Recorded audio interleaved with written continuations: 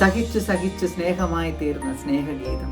സ്വസഹോദരർ പോലും തുറുങ്കിലടച്ചപ്പോഴും, രോഗപീഠകൾ നിസ്സഹായനാക്കിയപ്പോഴും, ഇരുണ്ട രാത്രിയിലൂടെ കർമ്മലമല നടന്നു കയറി താൻ പുണരാൻ കൊതിച്ച സ്നേഹജ്വാലയെ മാത്രം ലക്ഷ്യമാക്കി സഞ്ചരിച്ച കർമ്മല താരകം.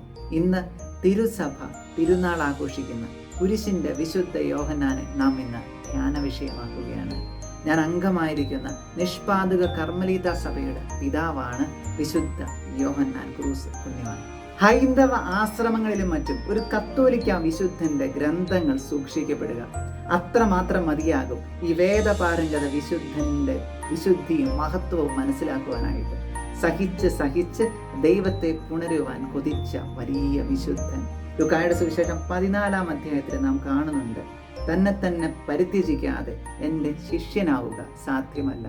1577 കർത്താവ് ഒരിക്കൽ വിശുദ്ധന്റെ മുന്നിൽ പ്രത്യക്ഷപ്പെട്ടിട്ട് ചോദിച്ചു, യോഹന്നാനെ, നീ എത്രമാത്രം എനിക്കായി സഹിക്കുന്നു? പകരമായി നിനക്ക് എന്ത് വേണം?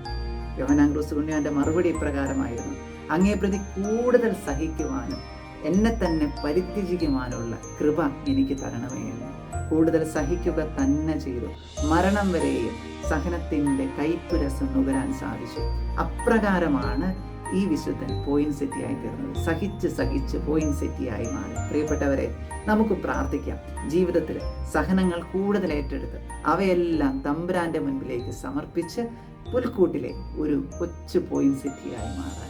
അപ്രകാരമുള്ള പോയിൻസെറ്റിയായിക്ക് മിഴിവേറും. കാരണം സഹനത്തിന്റെ സൗരഭ്യവും കാന്തിയും ചേർക്കപ്പെടുന്നു. പ്രാർത്ഥിക്കാം, ആഗ്രഹിക്കാം. ആമേൻ.